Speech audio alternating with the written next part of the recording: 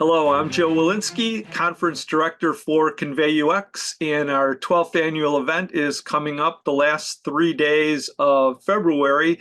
We're going to be in person in Seattle for the first time in several years, but also we're continuing to have a virtual experience.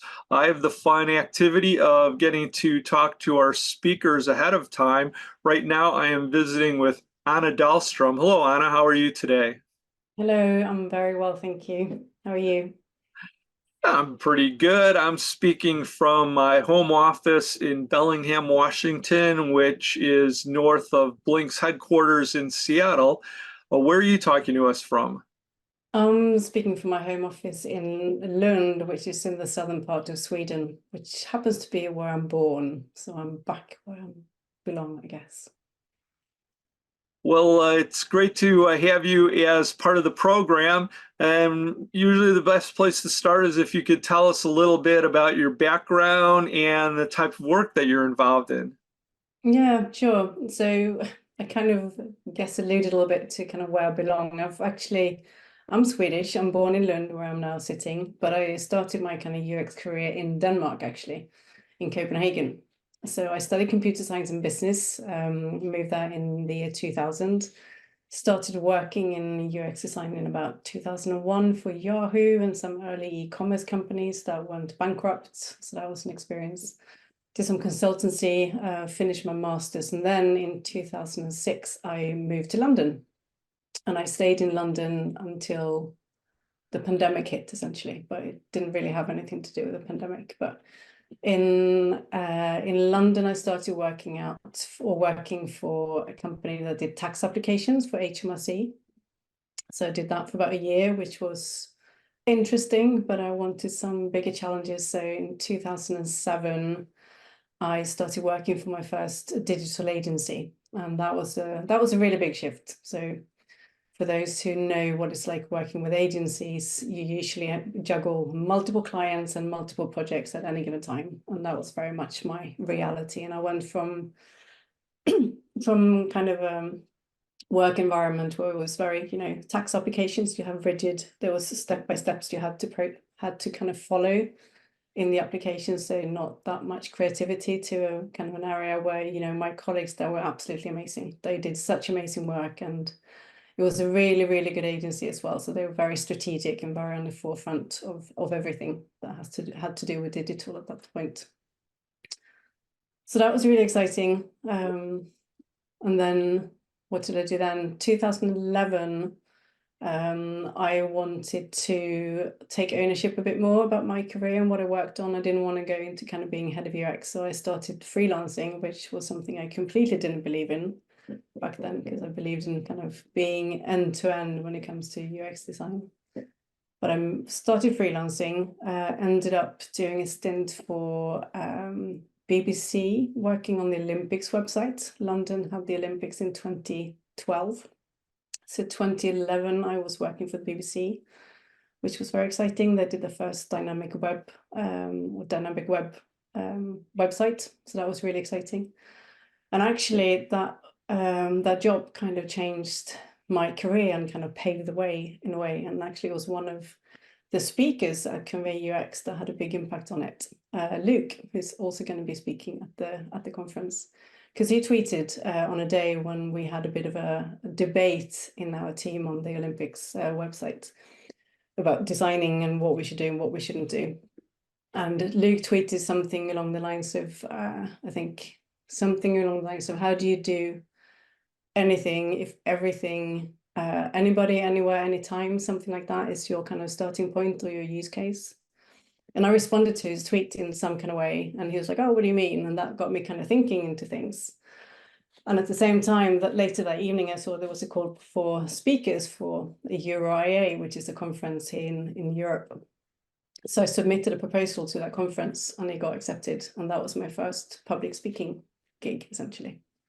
And then that later on led to more things. Well, you've been involved in quite a lot of things in your career, and thanks for mentioning Luke Wroblewski. Luke was one of our first Convey UX speakers and is now back after the intervening 12 years. But let's talk a little bit about the session that you're going to be presenting. The title is The Role of Storytelling for UX in the Time of AI.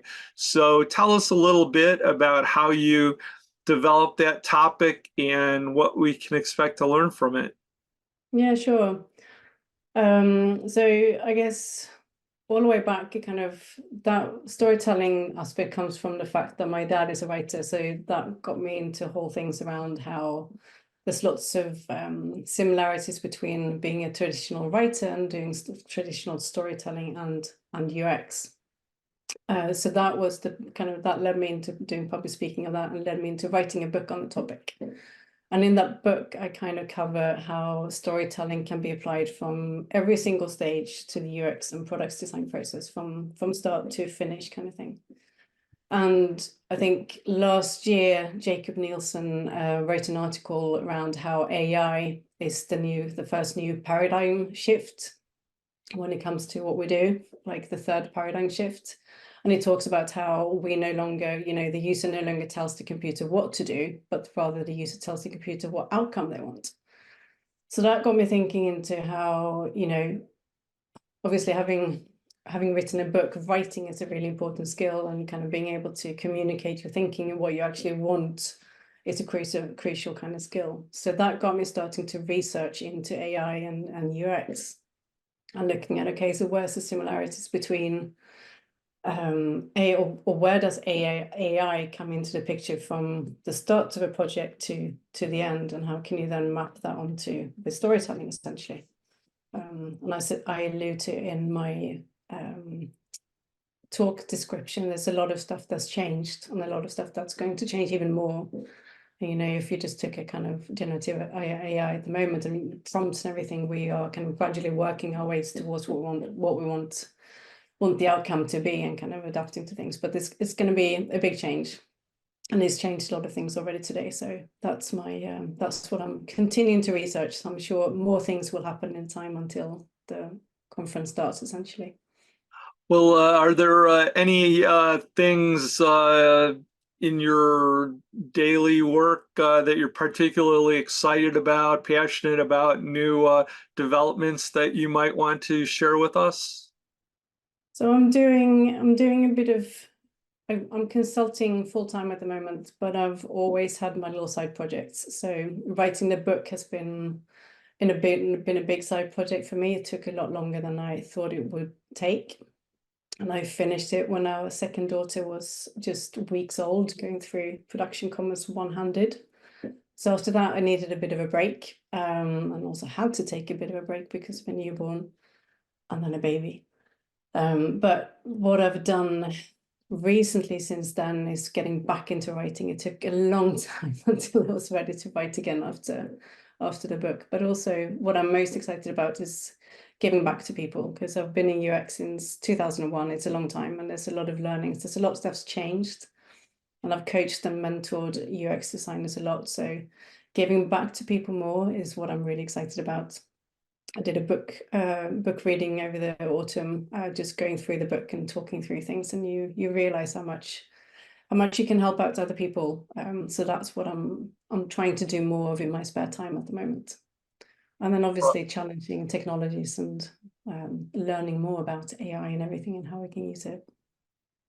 Well, you referred to your book, but I don't think we mentioned the title, but it's Storytelling in Design, published by O'Reilly. So that's something that I think we'll have in our conference bookstore offerings at the event. Most of our attendees are fairly experienced practitioners. We do have a lot of people that are new to the profession typically at the event. Would you have a tip or a thought, some advice that you might have for people new to the profession, or for that matter, possibly just people interested in developing their career further? I think for me, what transformed my career the most was probably having a mentor, someone who would guide me through things, who would give me feedback on things.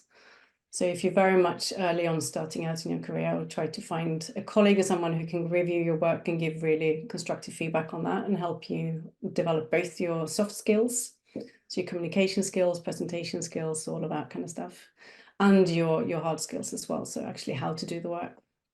And then to be, absorb as much as you can out there.